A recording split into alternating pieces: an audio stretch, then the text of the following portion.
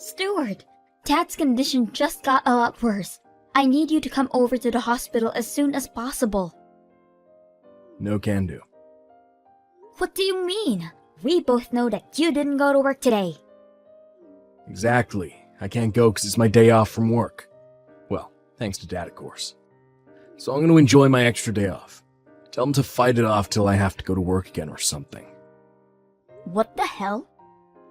Already decided to take my time and rest for today. And there's nothing that's going to change that. As an active and crucial member of our society's workforce, I need as much rest as I can get when I can get it. You're joking, right? Your own father's condition is taking a toll right now. He needs you, and this might be the last time you'll be able to see him alive. Yeah, and this might be my last chance to get some proper rest in a week.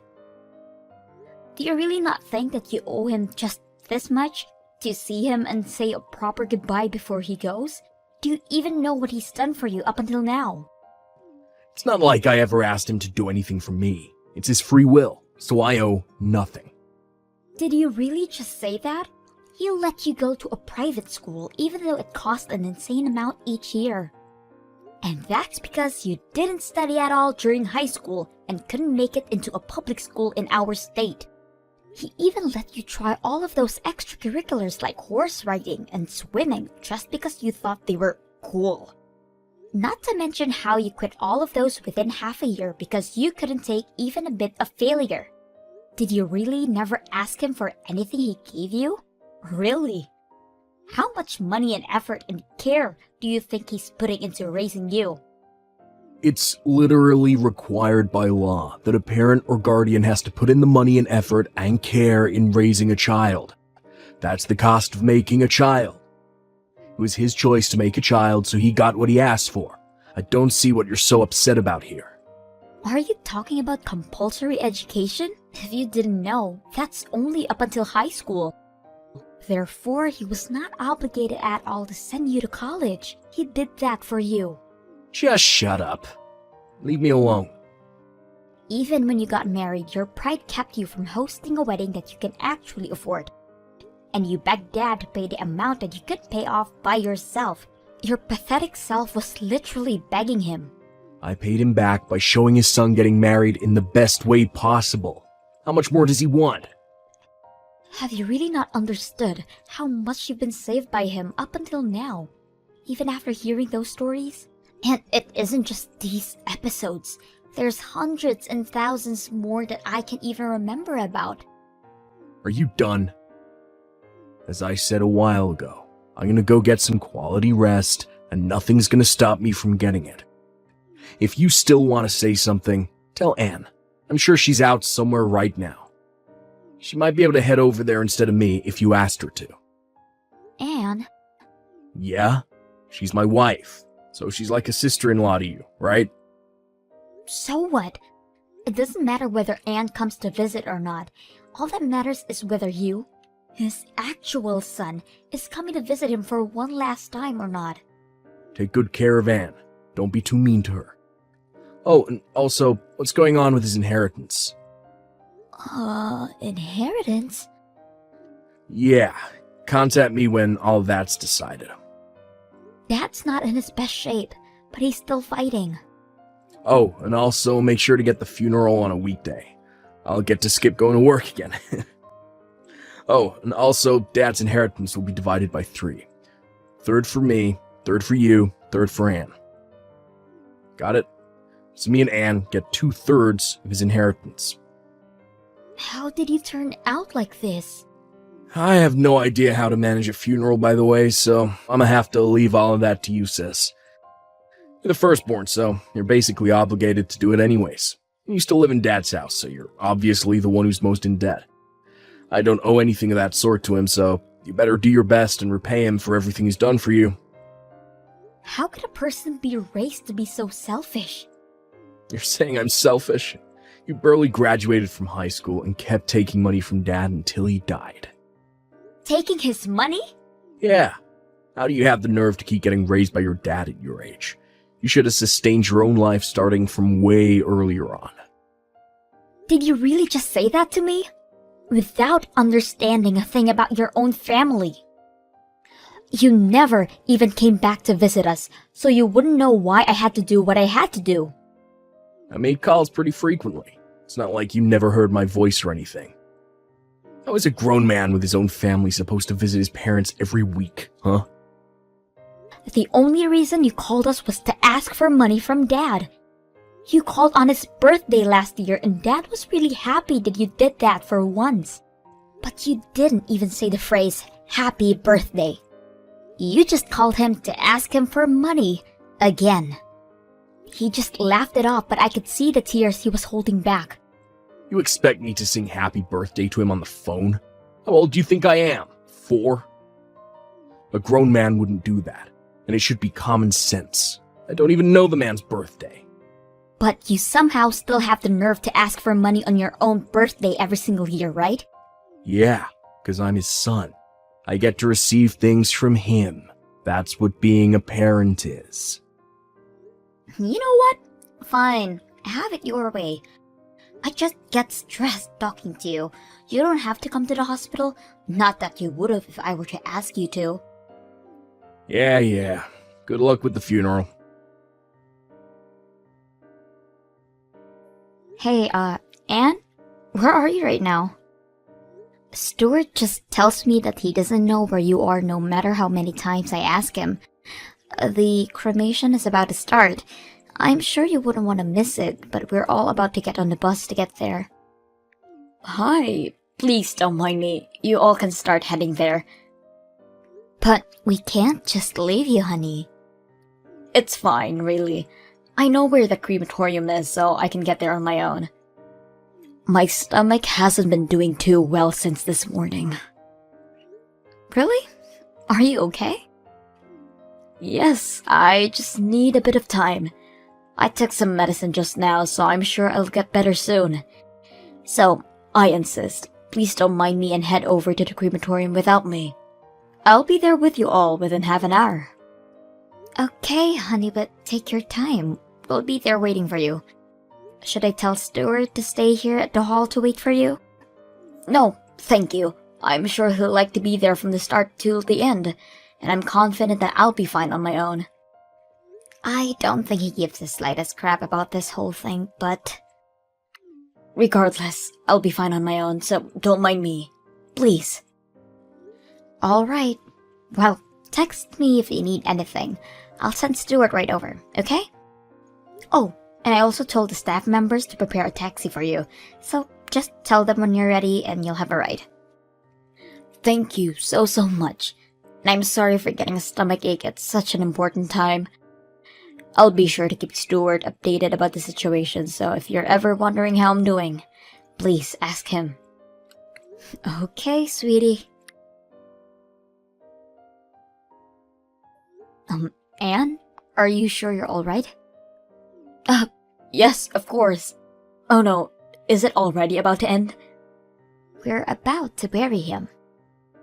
I'm so sorry that I couldn't make it.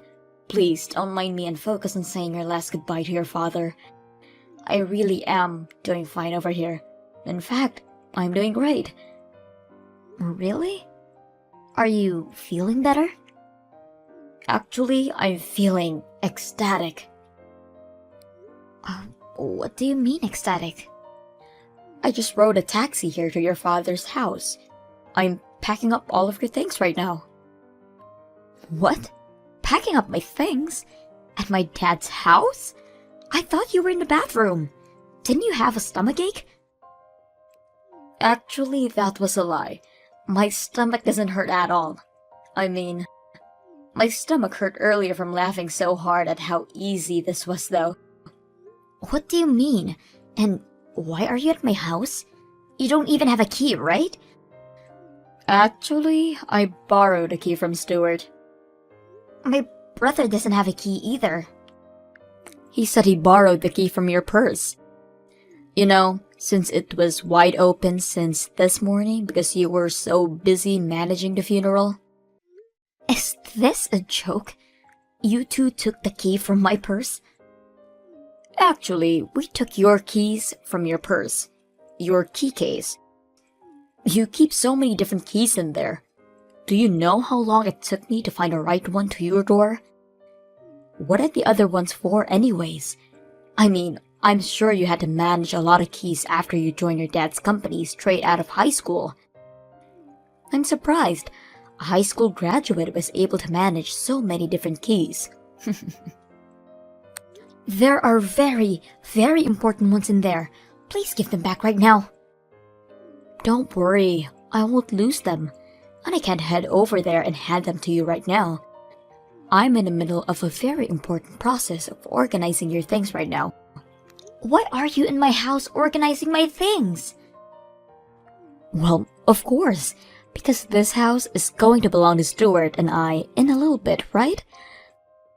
So I need to get to work and pack up everything that's going to get in the way of our new life in this house. And the perfect timing was now, since you're not going to be here for a while. What do you mean the house is going to belong to you two? I heard from Stuart that 2/3 of your father's inheritance is going to belong to us.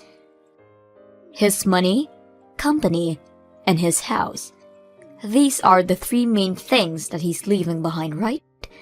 So we talked it out and decided that Stuart and I should get the house and the company and you can have half of this money. Whoa, whoa, whoa. We don't even know who gets what yet. And the only people with legal rights to his inheritance are his children by blood, meaning me and my brother. You're not included, Anne, unless he left it in his will that he wanted to include you too, of course. What do you mean? I'm basically his daughter. Yeah, you're her daughter-in-law on paper, but you aren't related to him through blood. Oh, don't be so cold, Patricia. Cold? You've never taken care of my father or even showed any type of care towards him. But now you act like you care in the slightest way because there's money involved? You seem way colder than me through my eyes. Oh my God! How dare you! I've always thought about all of you in the same way as my family. Even if we were to hypothetically divide his inheritance into 3, how does it make sense that you two get the house and the company, and I only get half of his money? That isn't even at all. Just think about it. Your dad's a company owner. And he doesn't even have a proper hobby that would cost him any money. And he doesn't spend money for anything else, right? So that means he has savings that we could only dream of. Therefore, that portion of his inheritance is most likely to be way more in value than the other 2. Please stop using your simple-minded assumptions as proof towards your argument. Just listen. So Stuart becomes the new boss, right? And I become the boss of the house and the home that he left behind. And we use half of the money that we get to reform the house. And voila! A dream mansion. That's our plan. So I'm going to have to throw out everything that is unnecessary for us to accomplish the plan. Don't you dare touch anything that belongs to my father. Uh-huh. Oh, I see. Your high school graduate brain can process all of this. I said, we're going to throw out everything that's unnecessary. Everything your dad has is part of his inheritance, so we're going to sell it all and make money off of it. So why would I throw it away? You need to start learning how to use your brain. When Stuart becomes the boss, I'll tell him about this, and how we don't need a high school graduate working for us. Wait, so you're just going to throw out my stuff? What did I say earlier? Not a single soul on this planet benefits from you staying in this house, you parasite. So, I'll be throwing everything out into the dumpster. Got it? Wait! I have some very important things for work around my desk. Okay, then I'll just pile everything up around the front door, got it? You can pick up whatever you need and we'll throw out the rest for you. How kind of me. You have all of tonight to get everything out of the way. The garbage truck is going to be taking out everything else that is there by tomorrow morning. You people are sick. I thought my brother was the worst, but you're just as bad. You never even bothered asking how he was or coming over to say hi. But as soon as he dies, you people do this? Do you really think that things are going to go your way? The same goes for you. Did you really think that you were going to become the next boss of your father's company after he died? Why on earth would he choose a high school graduate over a college graduate? Just use a bit of common sense and you could have figured it out on your own. Don't think you'll get to keep sucking your daddy's blood forever, you pest. A parasite like you needs to leave right now. Whatever. Good luck with getting away with that. You're the one who needs the luck, Patricia, because my husband is going to be the next boss of your dad's company. And I'm going to be the wife of the boss, which means that we're well off for the rest of our lives. Make sure to get everything off on the front porch, because I'm sure you'll need everything you have to survive from now on. Hey, Patricia, is it true that you came over to the house while I was gone? Stop invading our property. That house belongs to me and my husband. I just went over to organize my father's things. Oh, okay. Did you find anything that was worth money? And don't think you can get away with hiding anything from us. We'll take any legal actions necessary if we find out what happens. Sadly, no. I didn't find anything that was worth money. I took the notebook with his favorite restaurants from all over the country though, if that's fine. Wow, I didn't know he had an actual hobby. I finished organizing a good portion of his belongings, so I'm sure the house is pretty empty now. I mean, it's pretty empty now. But are you sure that there is really nothing worth money in there? And once again, don't lie. I'm not going to lie. And my father didn't have anything expensive enough to be worth noting anyways. Really? But I thought all business owners have lots and lots of expensive things. You just reminded me. When is Stuart going to come to visit the company? He's joining us, right? The CEO is very busy. He doesn't have time to show up at work. Now, when is his salary going to be paid? For being the CEO. I have no idea what you're thinking is the case here. But I'm the boss of my dad's company now, so he's going to have an interview with me if he really wants to join. What? What do you mean you're the boss? We talked about how we're going to divide the inheritance already. The story about you two getting 2/3 of his inheritance? Yes. Well, I'm sorry to break it to you, but Dad named me as the next boss before he passed away. And I've already been head of the company for over 6 months now. You're lying. Why wouldn't you tell us about that? I mean, the only time that you'd ever bother talking to us was when you guys wanted money. And you two would either ignore us or not listen to what we were saying when we'd reach out to you. So no wonder you two didn't know. And also, the ownership of the house you're living in right now was changed to be under my name. So what happens to that house is completely up to me. What? Yeah, my father suddenly fell ill and got hospitalized, so we talked everything out in advance. Because we knew that Stuart is going to try and make things go their way, but I didn't expect you to leave in the middle of the funeral and throw my stuff out. Explain all of this right now. What do you mean, talked everything out? I became boss of the company as planned, before my dad even fell ill. We changed the owner of the house to my name after my dad got hospitalized. And he gave every single cent that he owned to me while he was still alive. Wait, so what does that leave us with? I mean, I think he has a few dollars in his bank account right now. You can have that. A few dollars? Yep. And also, if you two are planning to stay in that house, I'm going to have to ask you to pay rent. Judging by the rent of the other houses in that area, and of course with a discount since you guys are family, I'd say around 2,000 a month. What? What makes you think we could pay the amount every month? We aren't even working right now. You guys are unemployed? Of course we are. Stuart was supposed to take over the company. Speaking of, change places with Stuart right now. Get off your high horse, you high school graduate. I have graduated from college. What? Stop lying. I'm not lying.